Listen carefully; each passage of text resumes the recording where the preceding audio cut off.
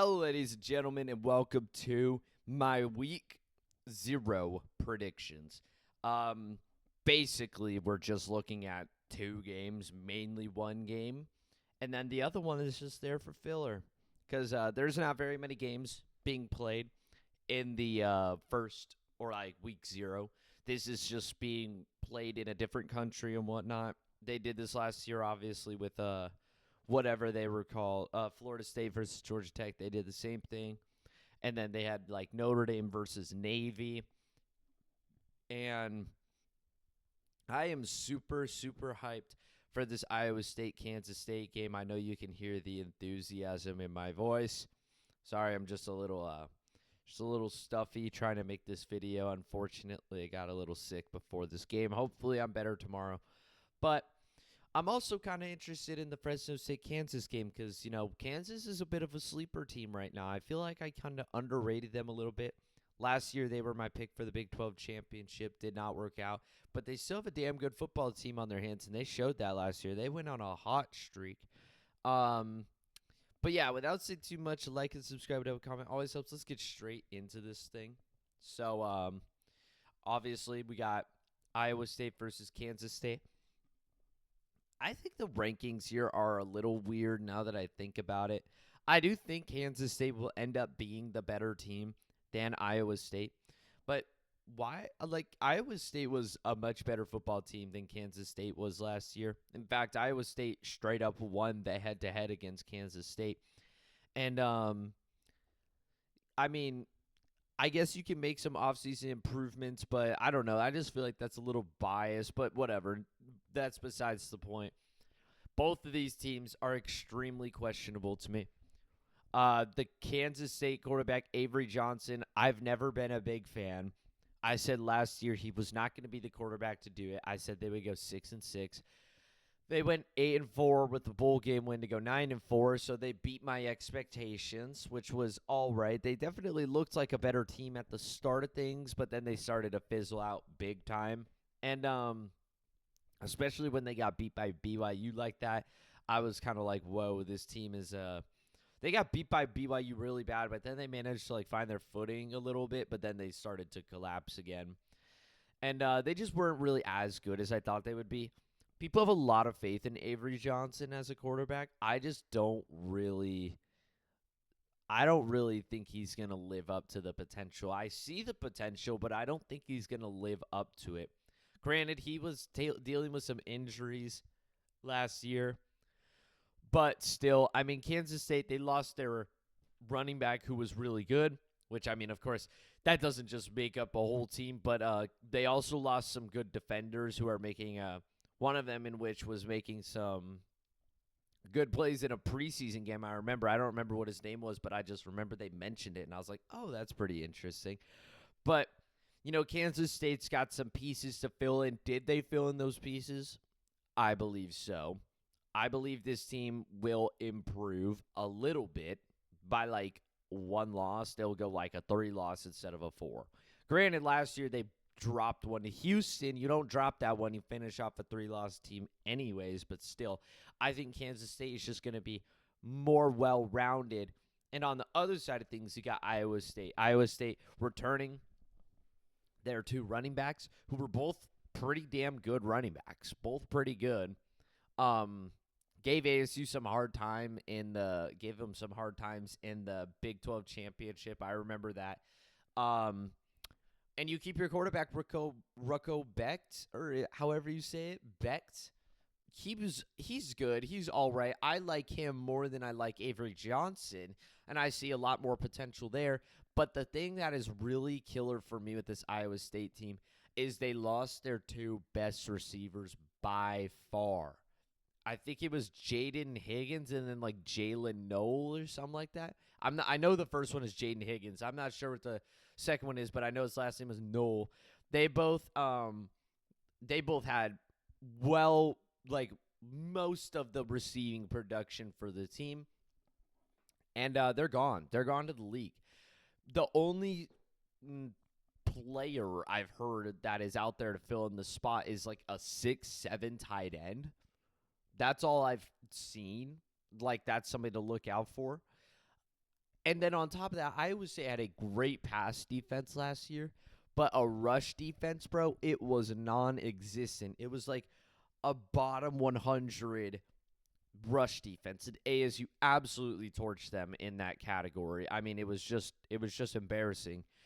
And honestly, like they didn't really stop the passing either, like to an extent. There was some really good passing touchdowns that ASU had. But I mean, like Iowa State, for me, you've got to fix up that rush defense and manage to maintain that pass defense to be an exceptionally good team. Like every good team that is ranked within the top 15 has to have something they are exceptionally good at, some category that is really good for them.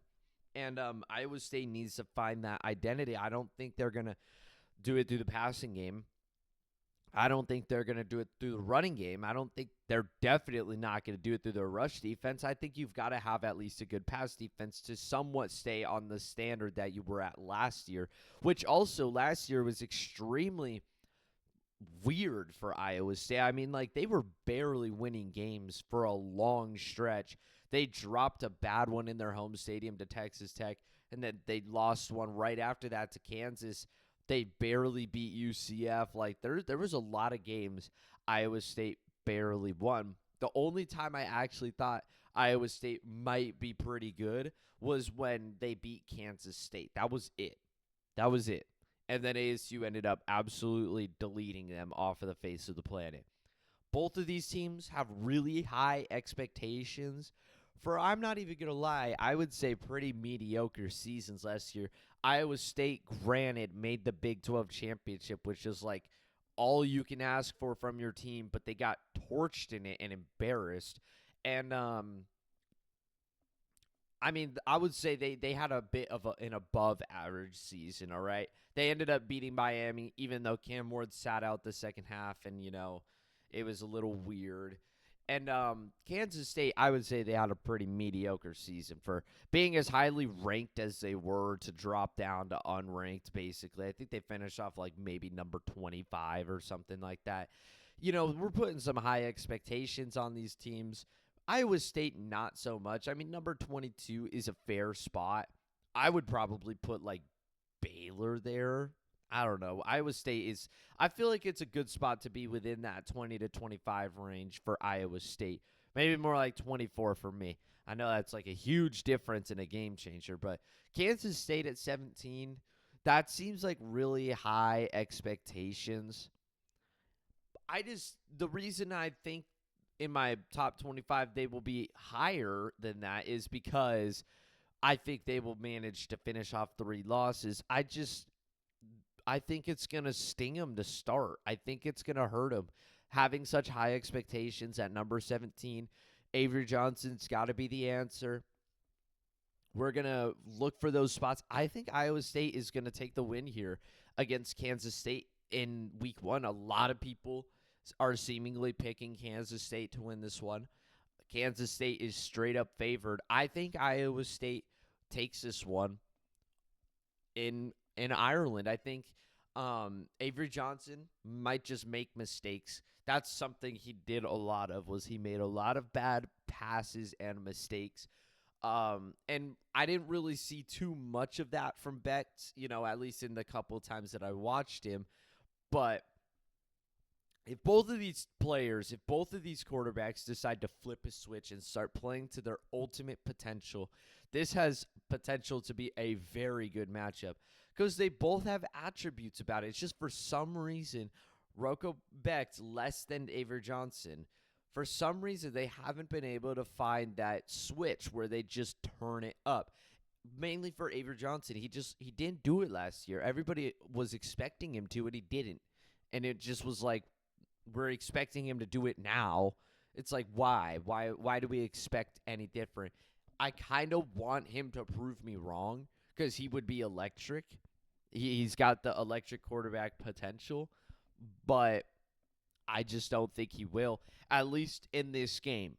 Might have a rough start. Sometimes teams start off rough, finish out the season. Clemson got destroyed by Georgia, and they made the playoffs. They turned their season around. I think this is not telling of how Kansas State goes. Kansas State, for me, only goes on to lose 2 games from this point on.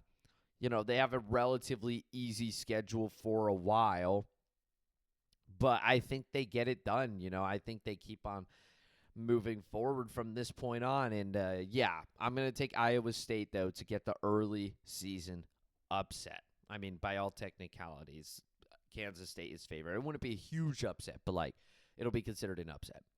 Fresno State at Kansas. Yes, this is a background picture. Kansas doesn't have any pictures of their football stadium on Google Images, so they get to be they stay a basketball school. This game is super interesting to me because I want to put this on alert now. If you're even here, or I'm just talking to air, Kansas is a team to pay attention to. Kansas keeps on doing this. They keep on doing this where they have no conversation. Last year, they were ranked pretty good, but then they fell apart and they completely lost all attention. And they went on a streak and they started to stun people. It was out of the blue. They're like, where did Kansas come from? No, that was the team that was there the whole time. They were just blowing their record away by making horribly timed mistakes and bad decisions, something that the team was much, much better than. Kansas could have won the Big 12 championship last year, and that showed because they were one of the closest teams to beating ASU. It came down to a last-second touchdown. They were the closest team.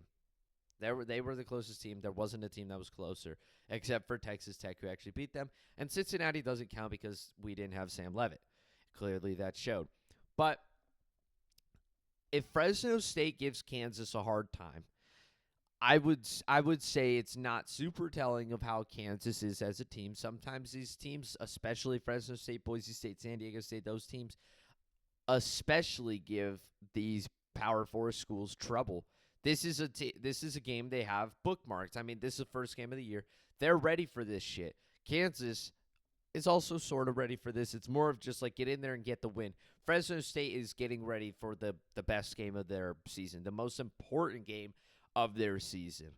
If Fresno State plays exceptionally well, then they will make this a closer game. But I think, Kansas returning Jalen Daniels, who is a super underrated quarterback, and they got good recruiting, good transfers. I mean, I think Kansas has a little something brewing. Last year, let's go down the list. They blew that game against Illinois. They lost by 6 points. Illinois ended up being a 3-loss football team. They lost by 6 points on the road at Illinois, a game in which Kansas had 3 turnovers, one of which was a pick six or a scoop and score. I can't remember. They were absolutely the better team in every category, and they lost a game they should not have lost. Kansas versus UNLV. First off, UNLV ended up making the Group of 5 championship against Boise State and played really well, or played really well throughout the season. I wouldn't say in the Mountain West. I think I said Big 12 championship. In the Mountain West championship.